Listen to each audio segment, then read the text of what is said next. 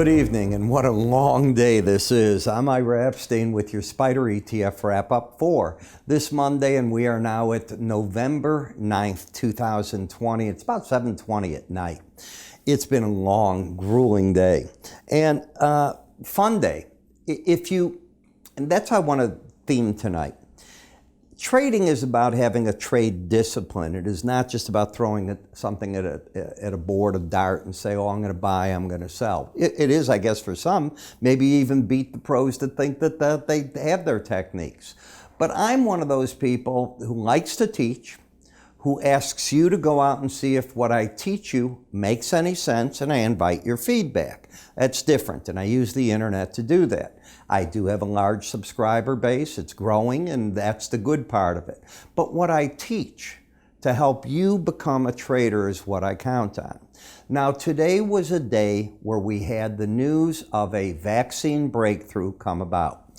It was also the first day of trading since President-elect Biden has been declared the president-elect. So the market, I thought, was going to be up this morning. And it was. And when the market started to rally early this morning, as I was putting out my future subscriber video, record that about 5:40 in the morning Central Time, I'm watching the market rally, and it came to mind, President Trump must be saying he's going to concede. I did not know about the Pfizer breakthrough, did not know about anything else.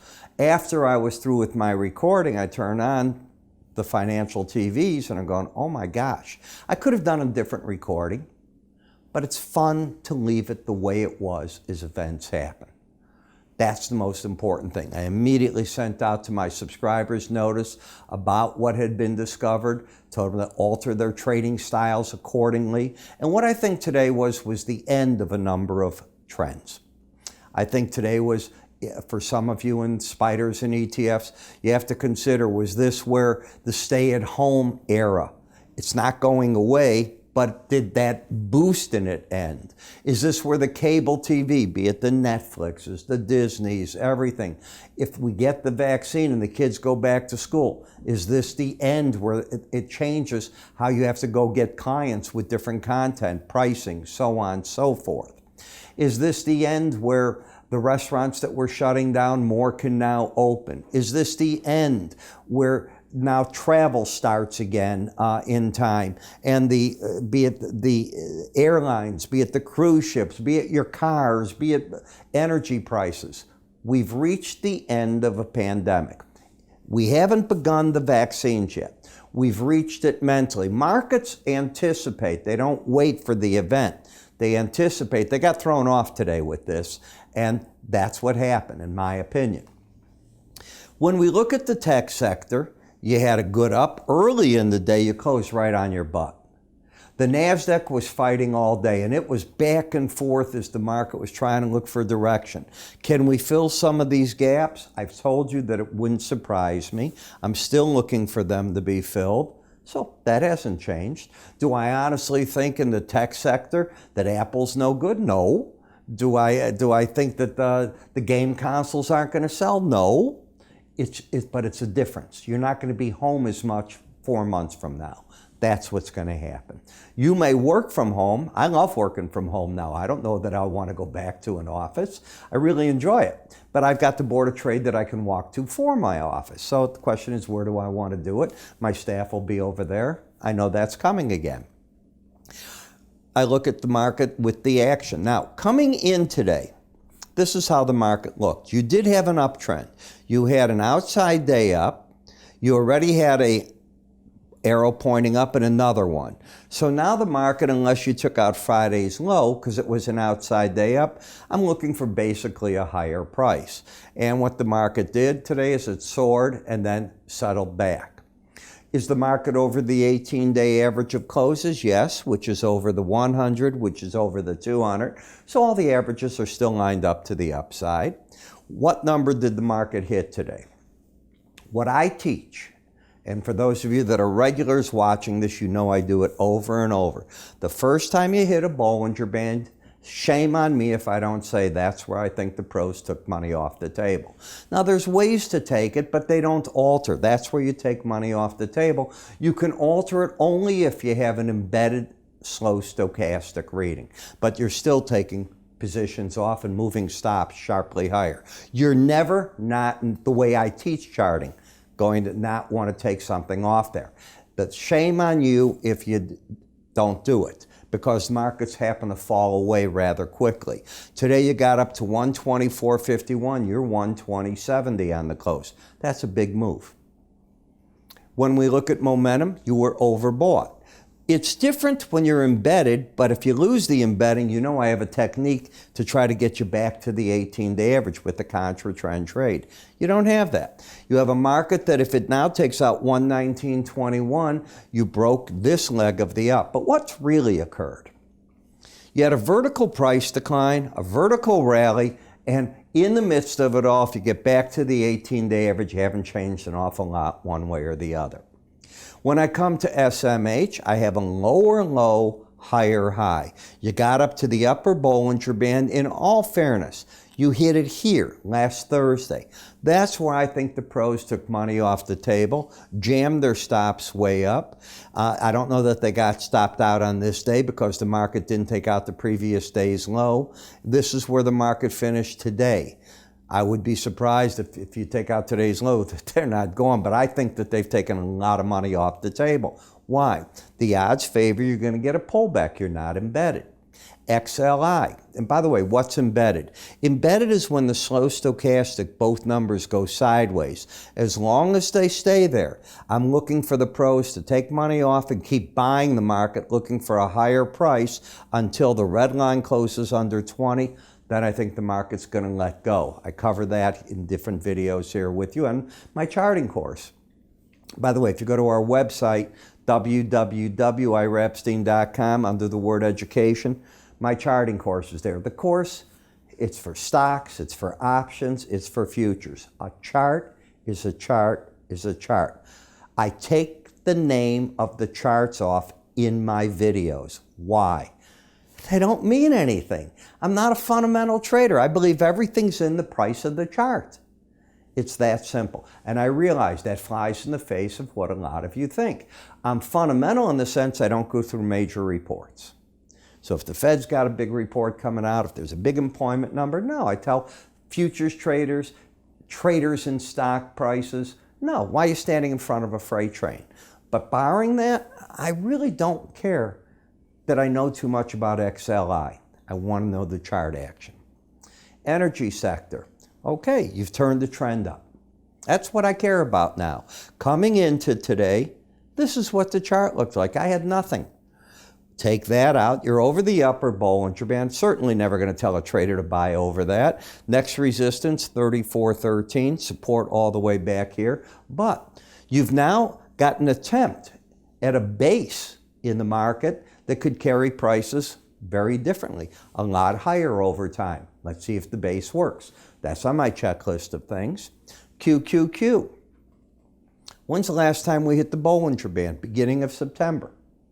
This is beginning of November. So you're a ways off. First time you hit it, what are you supposed to do? The way I teach, that's where you're supposed to take money off the table. Not a bad play. So you got out there and now you're looking at a market from the 297.69 and you're at 288. So $10 lower roughly. But that's what you're not chasing yourself, not saying, darn it, I should have got out. Got to have a game plan. Got to have a game plan. EFA, you got over that band. I don't care. If you look at it, the traders that were supposed to get out there, if they had an order in, they got filled today way up here at the high. That's how the fill would have come in. Hey, I want to get out at the XYZ price. It opens higher. You get the better price. I think it'll fill in there. Doesn't matter if it does or doesn't. Is it trending? No. You got a lower low, higher high. I realize the events of the world have changed. That'll show up in the chart. GLD. You got up. This was Friday's action. What are you supposed to do? You're supposed to get out or move stops way up and get out. Today, boom, right on down. By the time they opened this market, had you not done this on Friday, you were at the mercy. It doesn't give you a lot of chances. If you don't do the right things, quote unquote, whatever right means, you're chasing yourself. So you've gone from the upper band to the lower band. You're in the middle of nowhere right now. Same thing in GDX. The market gave traders an opportunity, and I think I said it here, I expect the pros are getting out of the market. Go back and look at these videos. If I'm wrong, write me about it.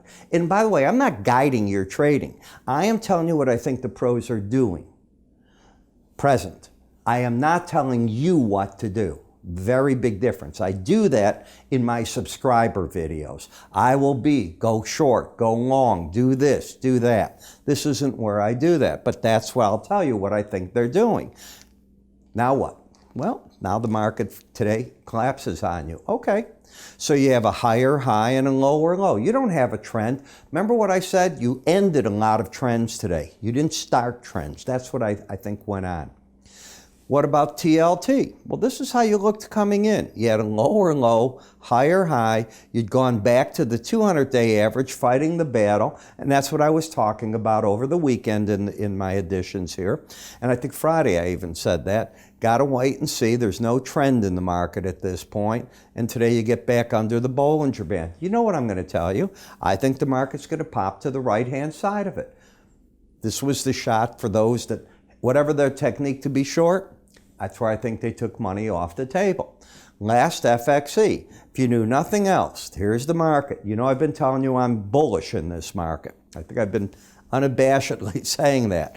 But if you get to the Bollinger Band, what are you supposed to do? The market high today, 112.04. You missed it by 4 cents. I think you have to come out of it and call it a day to a degree, or you got to ride it through. I would have told you for 4 cents, what are you hanging around for? But what does it matter? Let's assume I didn't do that. Market's got an outside day down. If you take out 109.87, the trend is not up any longer. If it goes back up to that number, that's where I think the pros will step out of the market. So the whole thing I try to do, and I did it already today, is in the afternoon between 3:30 and 4, I record for you an afternoon Spider subscriber video. It's not this at all. I'm now covering about 40 charts, and for those of you that are government employees, I'm really covering a lot of the different indexes, the government that allows you to go in and out of several times a month. So trying to really work that. I'm going to put it on some of your boards so you can see that. We're beyond 35 charts now. We're going to redo this ad. I'm about where I want to be, near 40 charts at a time. I start you off in the afternoon with a touch of the fundamentals. What are tomorrow's reports? What happened today? Very short in a PowerPoint to show you the reports coming out, if there's estimates, what they are.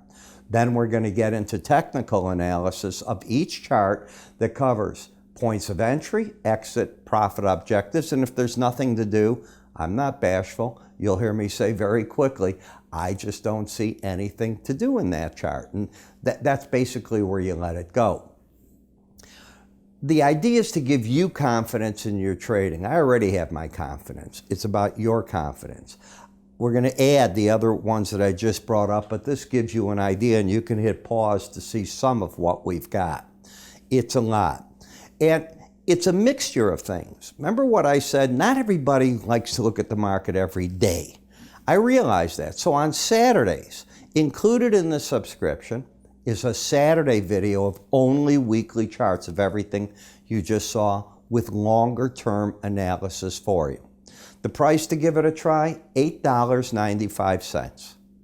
If you think you're going to get something for free, you won't. I get paid for this. It's how I pay to keep this all going for you.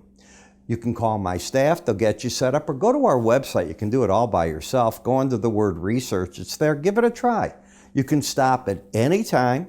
When you do stop, I ask why, because I want to learn what am I not doing for different people. I can't be everything to everybody, but I want to be a lot of things to a lot of people. I'm Ira Epstein. You have a great day. I'm going to get some good sleep tonight, and I will talk to you tomorrow.